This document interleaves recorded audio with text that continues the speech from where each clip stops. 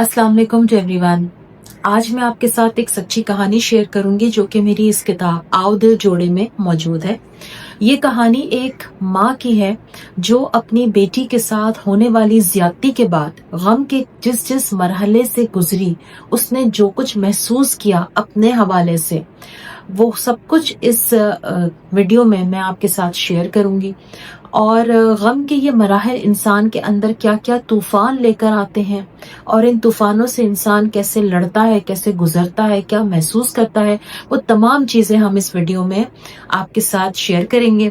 और आखिर में आपको हम वो टिप बताएंगे, वो तरीक़ेकार बताएंगे जिसके जरिए आप उस गम से, उस कैफियत से बाहर आने में आपको बड़ी जबरदस्त हेल्प मिल सकती है। ये वाकया कुछ इस तरह से है कि वो एक माँ मेरे साथ शेयर करती है, मैं कैसी माँ हूँ कि मैं अपनी बच्ची की हिफाजत ना कर सकी। अफसोस और शर्मिंदगी का एक तूफान था जिससे वो माँ लड़ रही थी। आज उसने अपनी 8 साला बेटी के जिस्म पर कुछ ऐसे निशानात देखे। पूछने पर बच्ची ने रोते हुए खौफ के आलम में बताया कि माँ की गैर मौजूदगी में घर के जवान नौकर ने बच्ची के साथ जिनसी ज्यादती की कोशिश की है। साथ में बच्ची को डराया भी कि अगर उसने किसी को बताया तो वो उसके छोटे भाई को जान से मार देगा। ये एहसास कि वो बच्ची की हिफाजत नहीं कर पाई, शदीद अफसोस और निदामत ने उन्हें घेर लिया।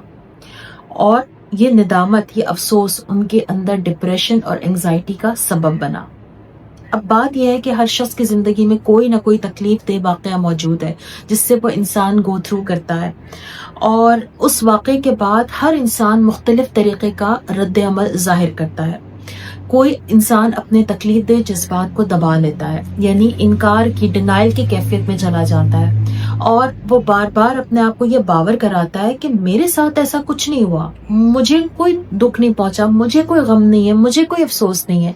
अब ये डिनाइल और इनकार बेसिकली इंसान अपने जज्बात को फेस नहीं करता बल्कि उसको दबा लेता है, और ये दबाना उसको शदीद नुकसान का सबब बनता है। क्योंकि कुछ अरसे तो आप अपने इमोशंस को दबा सकते हैं, लेकिन ये ज्यादा अरसे नहीं चलता। कुछ अरसे के बाद ये जज्बात उमट के बाहर आते हैं, तब इंसान फूट फूट के, चीख के, चिल्ला के रोता है। उसको समझ नहीं आता कि ये जो क्राइंग स्पेल्स हैं ये उसके ऊपर क्यों आ रहा है और ये चीजें उसे किधर लेके जा रही हैं। फिर जब इंसान इस डिनाइल के बाद आगे बढ़ता है, जब उसको फेस करता है, तो फिर उसके अंदर एक गुस्से की कैफियत शुरू हो जाती है। अब गुस्सा उसे किस चीज का होता है, ये वाकया ऐसे क्यों हुआ, ये हादसा मेरे साथ क्यों पेश आया, इस शख्स ने मेरे साथ ऐसा कैसे कर दिया, उसकी इतनी जुर्रत कैसे हुई। तो ये जो गुस्सा है ये भी इंसान को कहीं पर नहीं लेके जाता, क्योंकि गुस्सा आपको उस गुजरे हुए वाकये के ऊपर है। और हमें ये याद रखना है कि हम अपने माजी को अंडू नहीं कर सकते।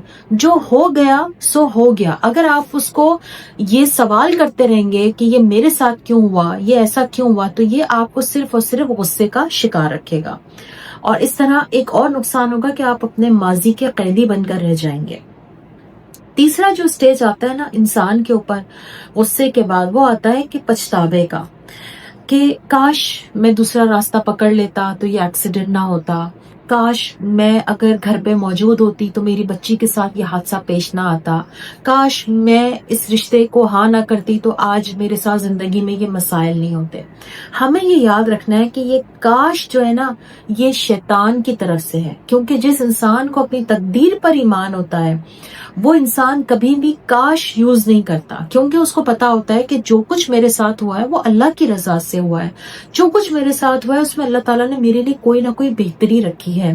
तो ये काश हमेशा याद रखें कि आपको मजीद दुख में मुब्तला करता है, मजीद आपको सेल्फ डाउट में मुब्तला करते, क्योंकि काश का मतलब है कि आप अपने डिसीजंस के ऊपर क्वेश्चन कर रहे हैं, तो ये आपको सेल्फ डाउट का शिकार करता है।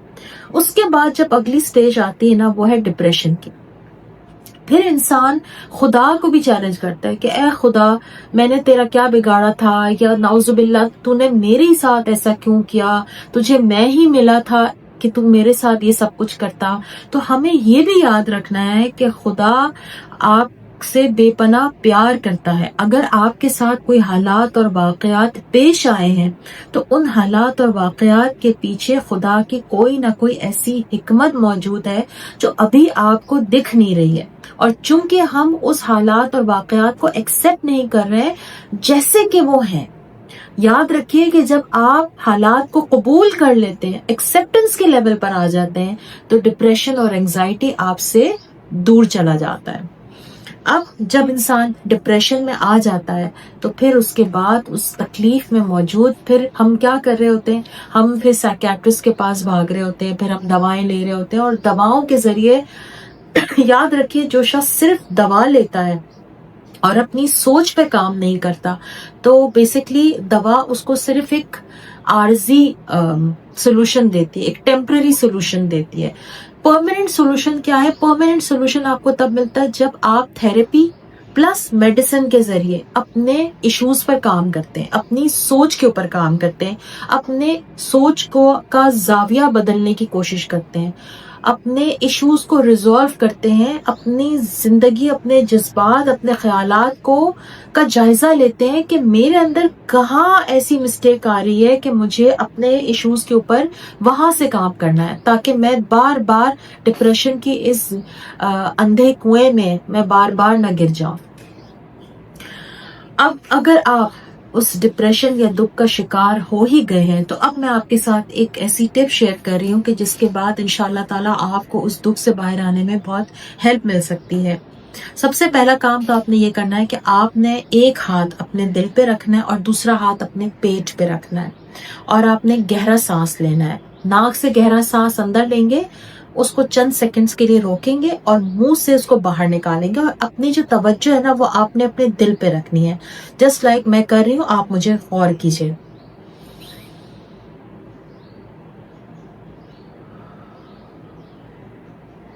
آپ نے دیکھا ہوگا کہ میں نے گہرا سانس ناک سے اندر لیا ہے، اس کو میں نے کچھ دیر کے لیے روکا ہے اور پھر میں نے اس کو اپنے منہ سے خارج کیا ہے.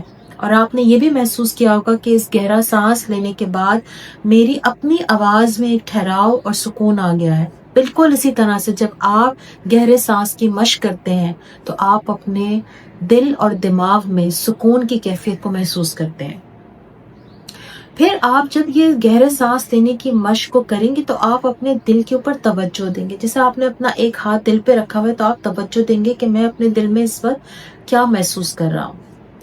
دوسرا کام آپ نے یہ کرنا ہے کہ آپ نے ایک پتھر لینا ہے اور اس کو اپنی مٹھی میں رکھ کے اپنی مٹھی کو ایسے کس کے بند کر دیں اور پھر اس جذبے کا نام لیں جو آپ نے اپنے دل پر ہاتھ رکھ کر محسوس کیا. یعنی آپ دکھی ہیں، پریشان ہیں، غصے میں ہیں، نفرت میں ہیں، انتقام کی کیفیت میں ہیں. آپ جو بھی نیگیٹو فیلنگ آپ محسوس کر رہے ہیں نا اس نیگیٹو جذبے کا نام لیں اور آپ یہ اپنے آپ سے کہیں کہ میں اس تکلیف میں ہوں، یعنی میں پریشان ہوں، میں دکھی ہوں، میں غصے میں ہوں، میں انتقام کی کیفیت میں ہوں، میں جیلس فیل کر رہی ہوں. آپ نے جو بھی فیل کری آپ اس کو ایسے مٹھی بند کر کے اپنے آپ سے یہ جملہ کہیں اور پھر اس کے بعد آپ اپنی مٹھی ایسے کر کے کھولیں گے اور کہیں گے کہ جیسے ہی میری مٹھی کھل رہی ہے یہ نیگیٹو ایموشن میرے اندر سے باہر کی طرف جا رہا ہے، یعنی میرے اندر سے ریلیز ہو رہا ہے. تو انشاءاللہ تعالی جب آپ یہ ایکٹیویٹی بار بار کریں گے، بار بار آپ اس ویڈیو کے ذریعے اس ایکٹیویٹی کو سمجھیں گے، سیکھیں گے اور اس کو اپلائی کریں گے اور اپنے ارد گرد کے لوگوں میں بھی جہاں پر وہ پریشان ہیں، غصے میں ہیں، ماضی کے کسی غم میں قید ہیں، اس چیز کو لے کر دکھ کا شکار ہیں، نفرت میں ہیں، جیلس ہیں، انتقام کی آگ میں جل رہے ہیں، آپ ان کو یہ تھیراپی سکھائیں. میں آپ کو پھر ریپیٹ کر رہی ہوں، آپ جو فیل کر رہے ہیں آپ مٹھی بند کریں پتھر کو رکھ کے اور پھر اپنے آپ سے کہیں کہ میں دکھی ہوں، میں انتقام محسوس کر رہا ہوں، میں جیلس فیل کر رہا ہوں، میں اس شخص سے نفرت محسوس کر رہا ہوں. اور پھر آپ اپنی مٹھی کھولیں اور آپ یہ محسوس کریں کہ یہ ایموشن اب میرے اندر سے ریلیز ہو رہا ہے. آپ کے اندر سے ہو سکتا ہے یہ سوال اٹھے، میں تو معاف نہیں کرنا چاہتا، میں تو اس جذبے سے آزاد نہیں ہونا چاہتا، میں تو ضرور انتقام لوں گا، میں تو اس شخص سے نفرت کرتا ہوں. آپ کرتے رہیے نفرت، آپ انتقام کی آگ میں جلتے رہیے، آپ جیلسی کی آگ میں جلتے رہیے، لیکن ایک بات میری یاد رکھیے کہ یہ نفرت کی آگ سب سے پہلے آپ کو جلا رہی ہے. یہ انتقام کی آگ سب سے پہلے آپ کو ختم کرے گی.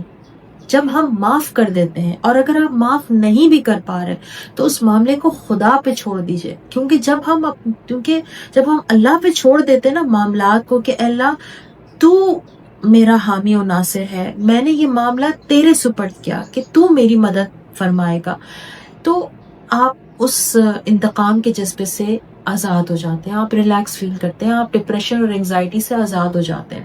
مسئلہ یہ ہے نا کہ ہم ہر کام خود کرنا چاہتے ہیں. ہم کہتے ہیں میں یہ جو میں ہے نا، یہ آپ کو کہیں کا نہیں چھوڑے گی. اس میں سے آزاد ہونے کے لیے معاف کیجئے.